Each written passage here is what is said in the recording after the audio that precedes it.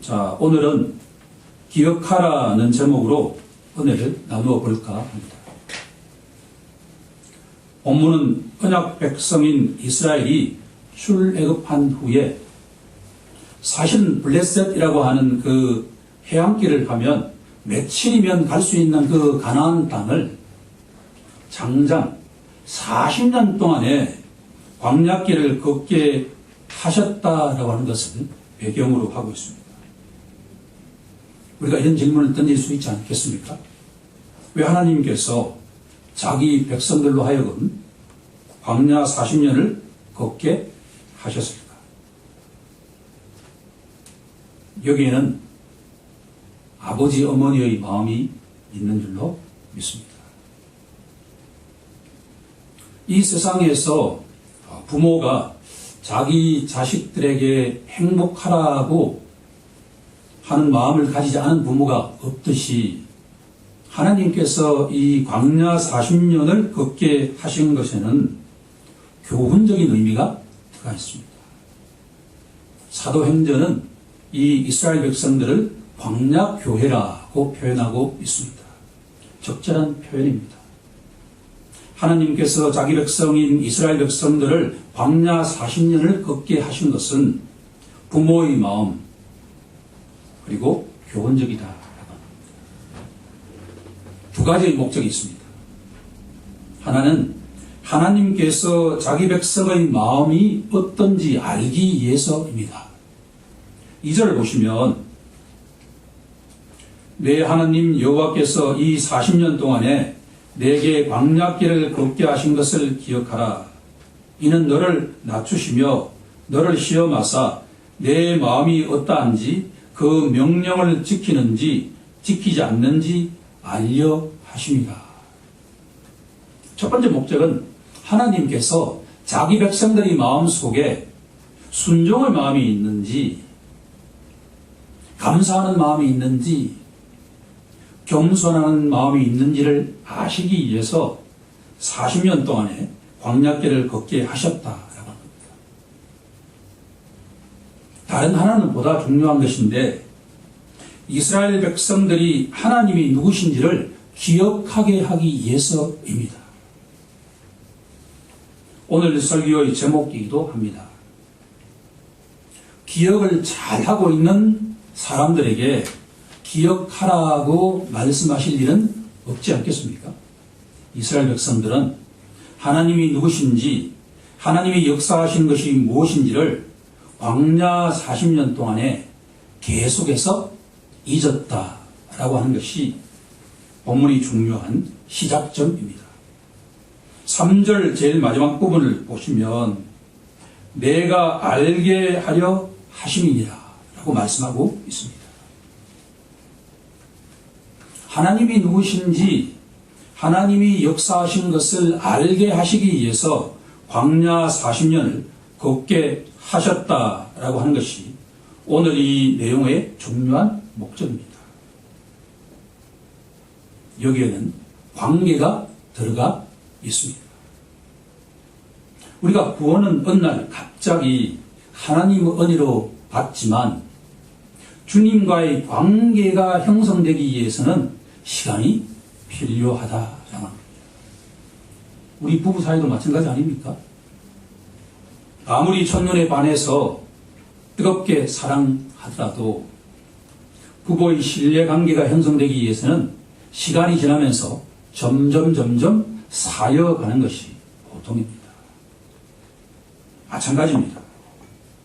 하나님과의 인격적인 관계도 광야 40년처럼 오랜 시간을 통해서 그분이 어떤 분인지 그분이 날 위해서 무엇을 하셨는지를 기억할 때 그 관계가 형성되고 유지될 수 있다라고 하는 것을 우리에게 알려주고 있다라고 합니다. 서론에서 우선적으로 주목할 것이 하나 있습니다. 본문은 3500년 전에 있는 이스라엘 백성에게 주시는 말씀인 동시에 오늘을 살아가는 우리에게 주시는 말씀이다라고 합니다. 너무나 중요한 내용입니다. 본문 1절을 보시면 내가 오늘 명하는 모든 명령을 다 지켜 행하라 라고 되어 있습니다. 이 구절에서 우리가 주목할 단어는 오늘입니다. 지금 이 순간 하나님께서 여기 모인 주의 백성들에게 주시는 말씀이 바로 이 본문의 말씀이다.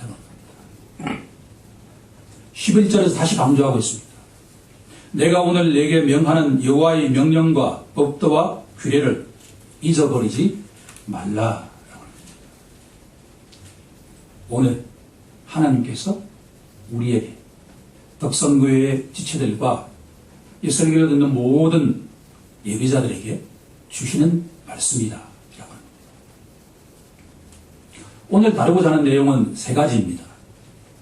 첫 번째로 이스라엘 백성들은 하나님의 역사하심을 쉽게 잊었습니다. 논리적으로 이해되지 않습니다. 홍해 바다를 마른 땅처럼 건넜던 사람들,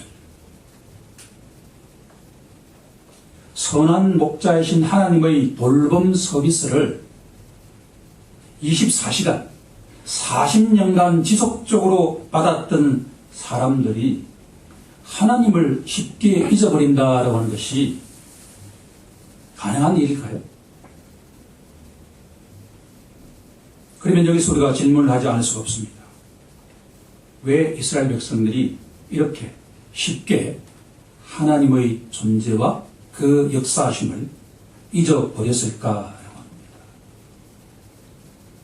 결론은 오늘 성경 본문 가운데 딱 한 단어에 그 답이 있습니다. 14절을 보시면 내 마음이 교만하여 내 하나님 여호와를 잊어버릴까 염려하노라고 되어 있습니다. 사실은 이 말씀의 배경은 너희가 가나안 땅에 가면 너무나 풍족하게 되었을 때 너희가 나라는 존재를 잊어버릴까 부모의 마음으로 염려하시는 내용입니다. 하지만 흥미롭게도 광야 40년 동안에 이미 이스라엘 백성들은 하나님이라고 하는 존재와 그 역사하심을 계속해서 잊었습니다. 그 근본적인 이유가 바로 이스라엘 백성들의 마음속에 교만이 찾아오기 시작했다라고 합니다. 만약에 구속받은 백성의 마음속에 교만이 찾아오면 첫 번째로 나타나는 현상이 하나님을 잊는 존재가 된다라고 합니다. 첫 번째 관료의 정답은 교만과 잊는 자입니다.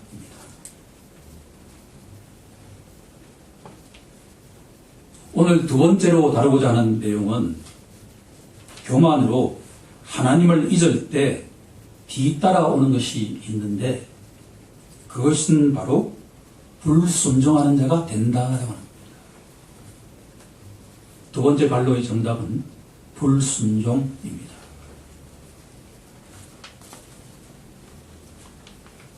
마지막 세 번째로 다루고자 하는 내용은 교만으로 인해서 하나님을 잊으면 범사에 감사치 않는 자가 된다라고 합니다. 마지막 관료의 정답은 감사입니다. 무서우면서도 중요한 영적 원리인 줄로 믿습니다. 하나님의 은혜로 구원받은 신자의 마음속에 교만이 들어오면 하나님을 잊어버린 존재가 되고 그렇게 되면 불순종하고 감사치 않는 자가 된다. 만약에 예수 믿고 구원을 받았다라고 선포되는 그 신자의 마음속에 교만이 들어오는 순간에 하나님이라고 하는 존재와 그 역사하심을 쉽게 잃어버리게 되고 그리고 불순종하고 감사치 않는 자가 될 수 있다라고 하는 것을 우리에게 교훈하고 있기 때문입니다. 이것보다 우리에게 더 중요한 영적 원리가 있겠습니까? 지금부터 보혜사이신 성령 하나님의 인도함을 따라서 하나씩 가르쳐 달라고, 깨닫게 해달라고 기도하면서 듣는 시간이 되길 간절히 소망합니다. 첫 번째로, 출애굽한 이스라엘 백성의 마음에 교만이 찾아온 곳에서 시작해 보고자 합니다. 조금 전에 우리가 읽었던 것처럼 14절에서 내 마음이 교만하여 내 하나님 여호와를 잊어버릴까 염려하노라.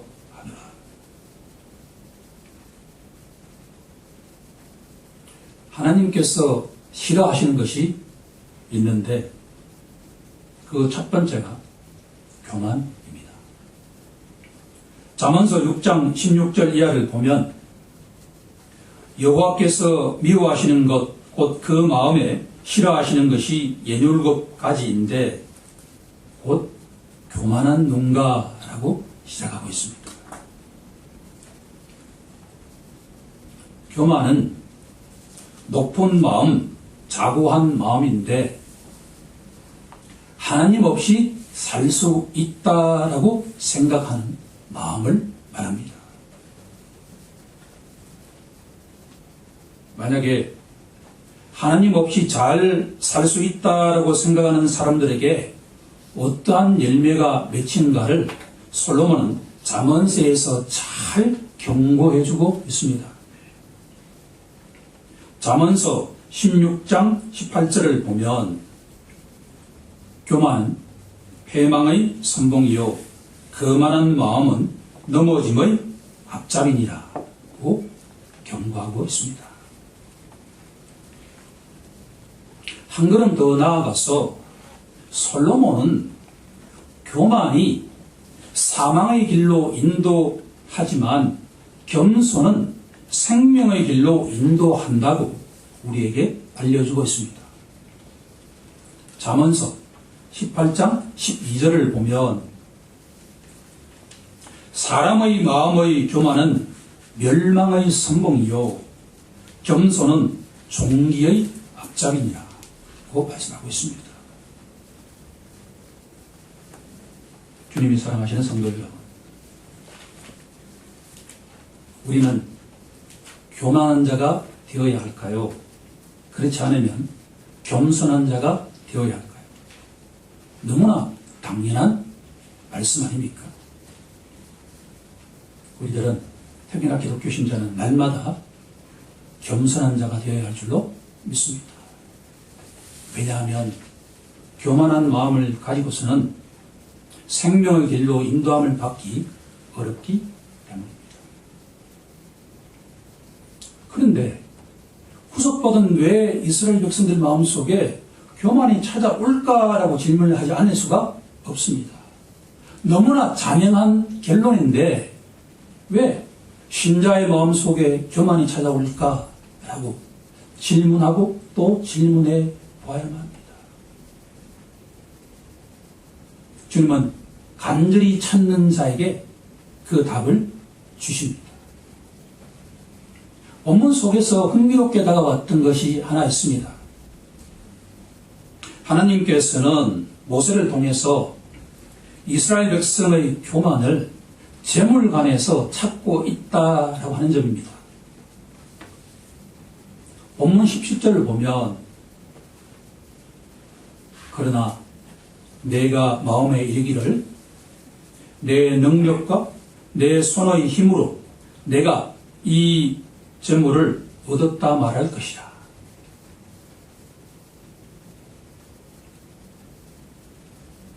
이스라엘 백성들이 모든 재물이 부가 자신의 능력과 자신의 열심으로 말미암아 이루었다고 고백할 것이다 라고 말씀하고 있습니다. 이스라엘 백성들은 본문 4절에서 증언하고 있는 것처럼 광야 40년 동안에 그 옷이 해지지 아니했고 발이 부르트지 아니했습니다. 그들은 아무 부족함 없이 낮에는 구름 기둥으로 밤에는 불 기둥으로 인도함을 받았습니다.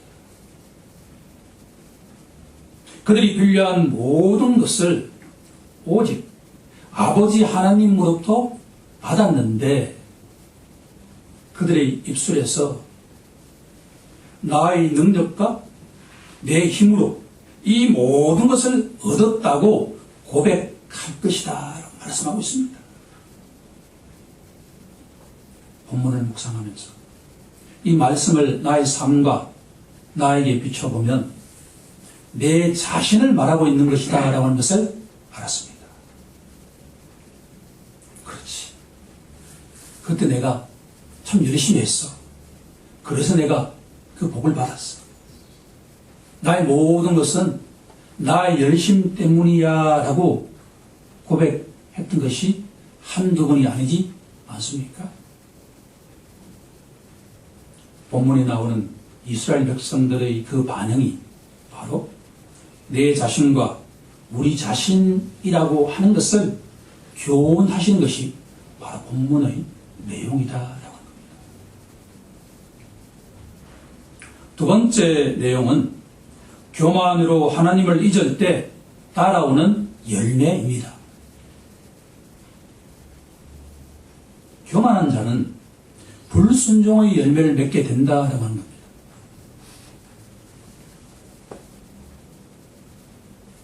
이스라엘 백성들은 하나님 말씀에 철저하게 불순종했다고 성경은 증언하고 있습니다. 특히나 논리적으로 도저히 이해가 되지 않는 것은 아담과 하와가 갔던 그 길, 불순종의 길을 따르고 있다라고 하는 겁니다.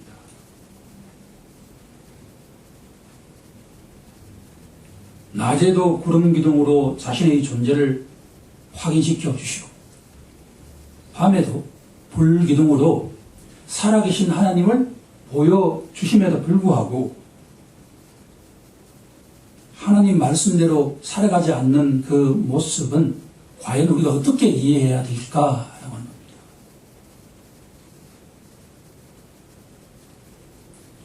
창세기 3장 6절은 이렇게 증언합니다. 여자가 그 나무를 본즉 먹음직도 하고 보암직도 하고 지혜롭게 할 만큼 탐스럽기도 한 나무인지라.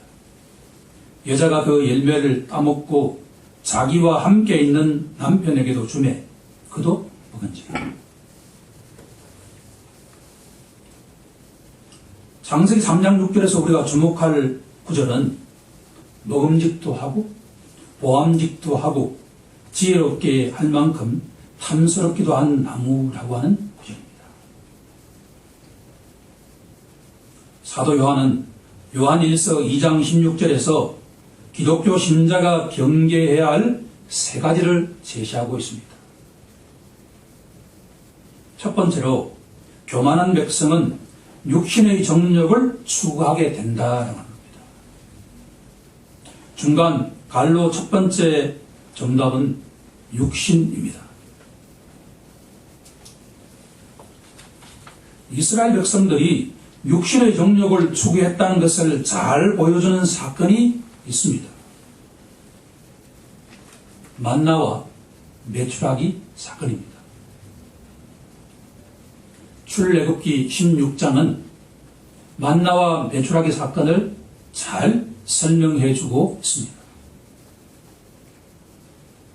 이 사건은 출애굽 직후 광야길을 본격적으로 걷기 시작했던 이스라엘 백성들에게 고난이 찾아왔을 때 그들이 모세를 원망하기 시작했습니다.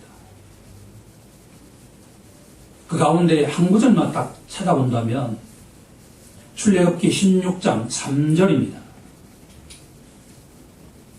이스라엘 자손이 그들에게 이르되 우리가 애굽 땅에서 고기가마 곁에 앉아 있던 때와 떡을 배불리 먹던 때 여호와의 손에 죽었더라면 좋았을 것을 너희가 이 광야로 우리를 인도해 내어 온 회중이 죽게 하는도다. 고 이스라엘 백성들이 원망하기 시작했습니다. 인간적으로 보면 고난이 찾아올 때 원망, 불평하는 것은 자연스러운 것 아니겠습니까? 그게 사람이죠. 하지만 이 원망은 단순한 원망이 아닙니다. 그들의 원망은 구원받기 이전의 노예의 삶이 구원받은 후에 약간의 고난보다도 월등히 낫다고 말하고 있는 것입니다. 물릴 수 있으면 이 구원을 물리고 싶다라고 말하는 것이 이스라엘 백성들의 원망이다라고 하는 겁니다. 이스라엘 백성들은 자신들의 원망이 가진 영적 의미를 과연 알고 있을까요? 주님 사랑하시는 성도 여러분,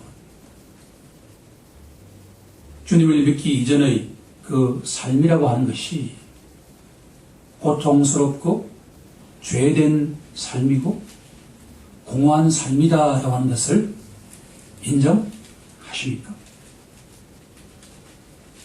그러면 우리 삶에 고난이 찾아왔을 때 이스라엘 백성들처럼 원망한다는 것은 우리 마음속에 교만이 자리하고 있지 않는지 점검해 보라는 메시지입니다.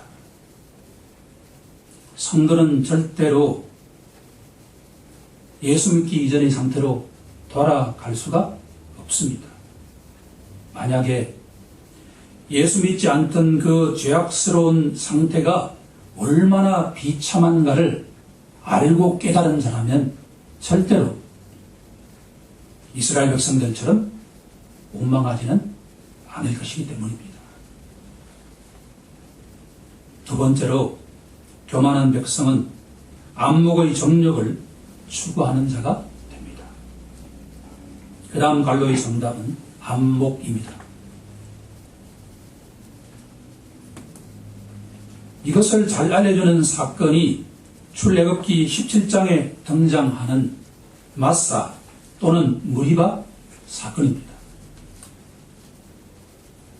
마사 또는 무리바는 물이 부족한 상태에서 이스라엘 백성들이 서로 다투었다는 것에서 유래하는 단어입니다.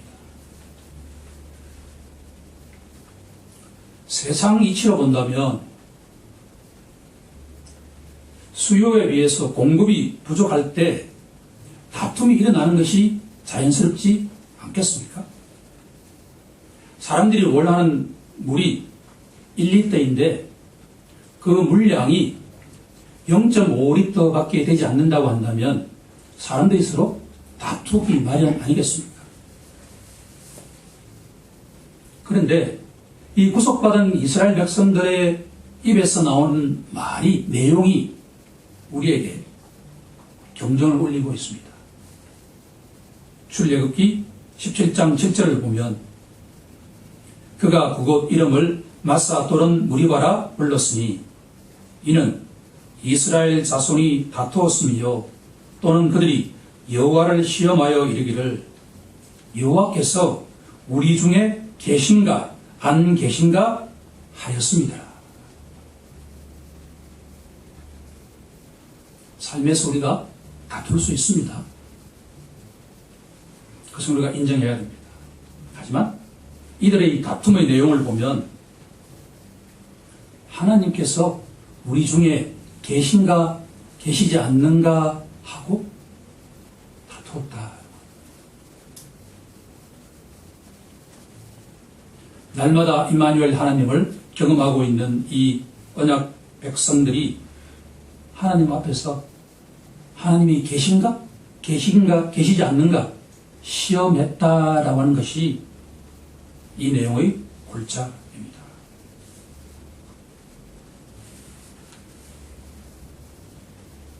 이스라엘 백성들의 안목의 정적을 추구하는 이 모습 속에서도 제 모습을 또 볼 수가 있었습니다.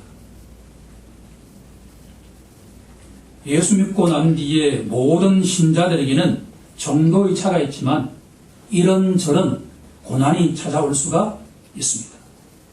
그럴 때 우리 입술을 통해서 하나님께서 살아 계신다면 이런 일이 일어날 수가 있을까라고 말하는 경우가 한두 번이 아니지 않습니까? 살아계신 임마누엘 하나님께서 우리에게 광야 40년을 걷게 하시는 것은 마침내 복을, 행복을 주시기 위한 하나의 훈련 과정이다라고 하는 것을 우리는 기억해야만 할 것입니다. 세 번째로 교만한 백성은 이생의 자랑을 추구하는 자들입니다. 그 다음 정답은 이생입니다.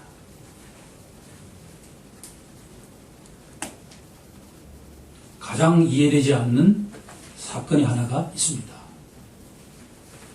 우리가 잘 알고 있는 출애굽기 32장에 나오는 사건입니다. 금송아지 사건입니다.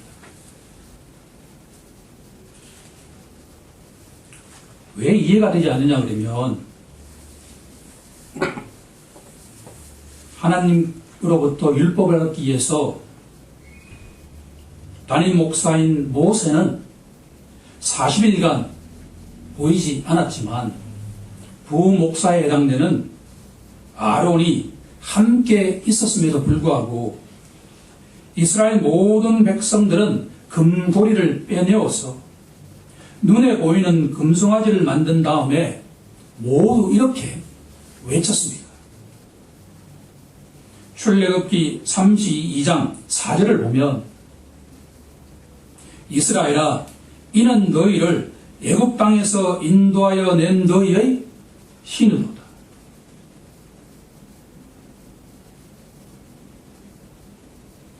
아론이 치리하고 있는 이 광야 교회가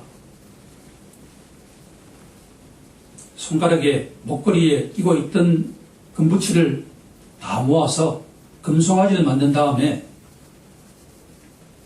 이 금송아지가 바로 우리를 애굽에서 인도한 신이다라고 고백했다라고 하는 겁니다.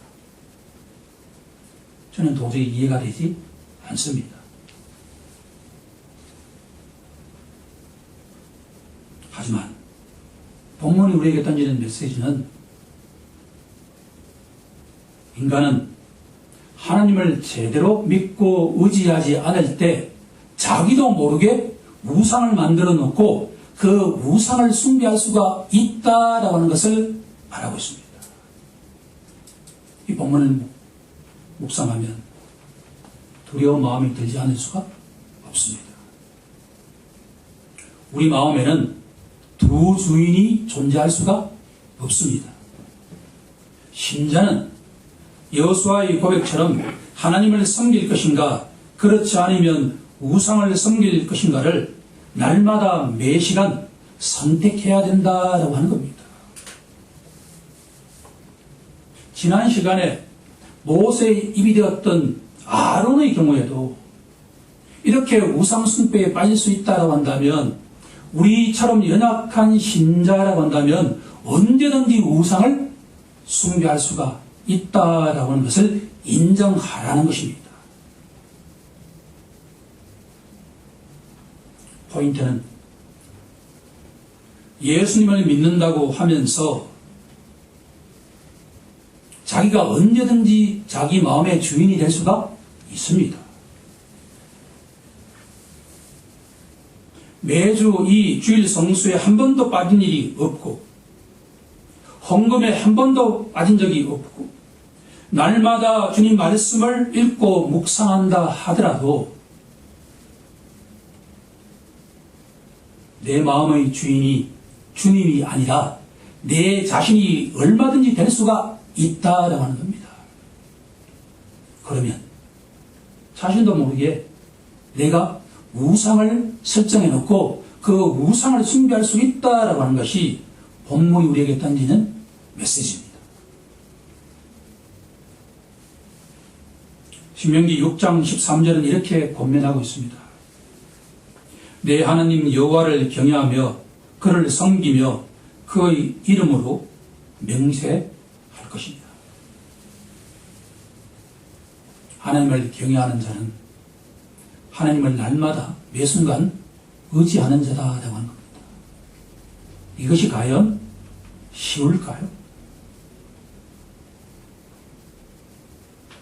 마지막 주제는 교만으로 하나님을 잊어버린 백성은 감사치 않게 된다라고 하는 겁니다.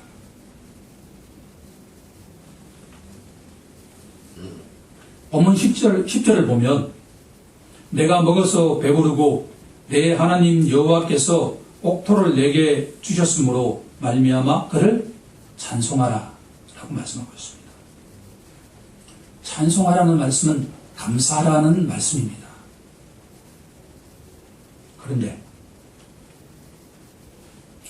우리 삶이 풍족하고 넘치면 하나님께 절대 감사치 않게 된다라고 합니다.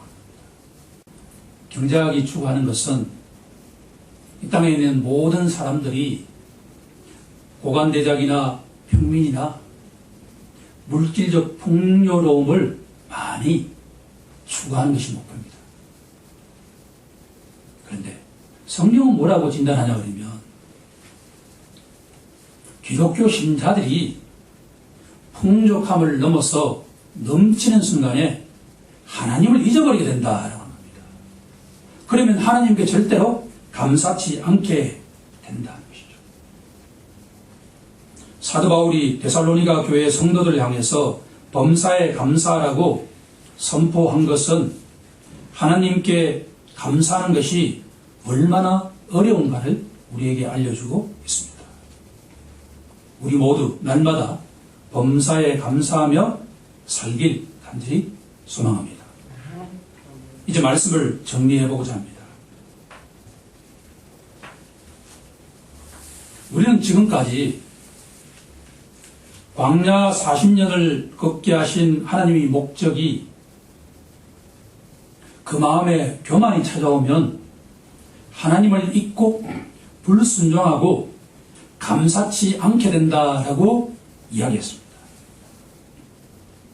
그러면 결론은 성도의 마음, 신자의 마음은 교만한 마음이 아니라 겸손한 마음의 소유자가 되어야 된다라고 하는 것입니다. 그러면 지금부터 우리가 겸손한 마음의 소유자가 되자라고 해서 될 수 있을까라고 하는 게 성경의 근본 질문입니다. 만약 제가 오늘 설교에서 교만한 마음을 품지 않고 겸손한 마음을 품어야 됩니다라고 설교를 마친다고 한다면 그것은 반쪽짜리 설교입니다. 히브리서 기자는 3장 1절에서 예수를 깊이 생각하라고 권면하고 있습니다. 히브리서 기자가 왜 예수를 깊이 생각하라고 권면했을까라고 질문한다면 바로 이 세상에서 유일한 겸손하신 분은 딱 한 분이기 때문입니다. 마태복음 11장 29절에서는 예수님께서는 온유하신 분이고 겸손하신 분이다라고 선포하고 있습니다. 우리들은 마태복음 4장을 통해서 세 가지를 기억할 필요가 있습니다. 예수님께서는 절대로 육신의 정욕을 우선적으로 추구하지 않으셨습니다. 주님께서는 사람이 빵이 없으면 절대로 살 수 없다는 것을 인정하셨지만 사람은 빵만으로 살아가는 존재가 아니라고 말씀하셨습니다. 마태복음 6장 33절에 가면 먼저 그의 나라와 그 의를 구하라고 말씀하십니다. 겸손하신 예수님께서는 육신의 정욕 대신에 하나님의 나라와 하나님의 의를 평생 구하신 분입니다. 예수님께서는 안목의 정욕에 휘둘리지 않으셨습니다. 주님은 어떠한 상황 속에서도 심지어 나의 죄와 우리 모두의 죄를 위해서 십자가에서 피 흘리시면서 돌아가실 때에도 하나님이 계신가? 하나님이 계시지 않는가라고 시험치 않으셨습니다. 이마누엘 하나님을 믿고 의지하면서 그분의 뜻에 순종하셨습니다. 예수님께서는 이생의 자랑을 절대로 추구하지 않으셨습니다. 주님은 언제나 살아계시고 참되신 하나님을 경배하고 의지하면서 그분을 섬기셨습니다.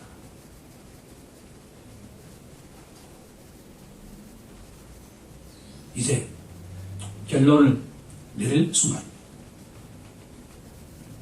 신앙생활을 하다 보면 자기 마음속에 자기 의가 찾아오는 순간이 옵니다. 나는 참 괜찮은 사람이야. 주일 성수도 한 번도 빠지지 않았고 헌금도 한 번도 빠지지 않았고 매일 성경을 읽고 묵상하니 이 정도면 나는 하나님께 인정받을 수 있는 성도야 라고 생각하는 순간이 찾아온다는 것입니다.